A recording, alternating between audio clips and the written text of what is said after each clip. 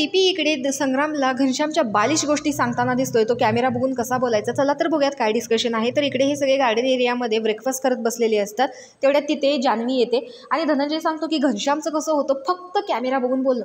चालत जरी असला ना कॅमेराकडे बघायचा, पण त्याचं हे लक्ष नव्हतं की घरात एवढे मेंबर आहेत, प्रत्येकासाठी एक एक कॅमेरा आहे. म्हणजे माणूस एकटा जरी बसला ना त्याच्यावरती फोकस होणारा कॅमेरा तिकडे आहे.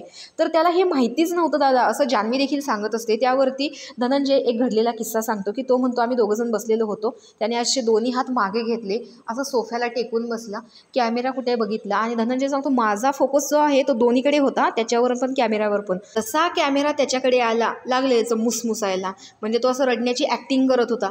डोळ्यात पाणी नाही तरी सुद्धा डोळे पुसत होता. आणि तेवढ्याच काय झालं, तो कॅमेरा जो आहे तोपर्यंत सगळीकडे फिरला. तेवढ्यात तेच बंद झालं. जसा कॅमेरा परत अँगल घेऊन त्याच्याकडे आला, परत एकदा त्याने रडायला सुरुवात केली. अण्णा, मी तुमचं इथं सगळं करतोय शिकवलेलं, तुम्ही शिकवलेली मी प्रत्येक गोष्ट घरामध्ये वापरतोय. तर अशा काही गोष्टी घनश्याम घरामध्ये करायचा आणि त्याच्या डोळ्यात एक पाण्याचा टिपूस सुद्धा नसायचा, असं इकडे जान्हवी सांगताना दिसते. घनश्यामबद्दलचं हे मत तुम्हाला बरोबर वाटतं की नाही हे कमेंट बॉक्समध्ये नक्की सांगा. अशाच बिग बॉसच्या नवनवीन अपडेट्स पाहण्यासाठी आपल्या चॅनलला सबस्क्राईब करा. तोपर्यंत बाय.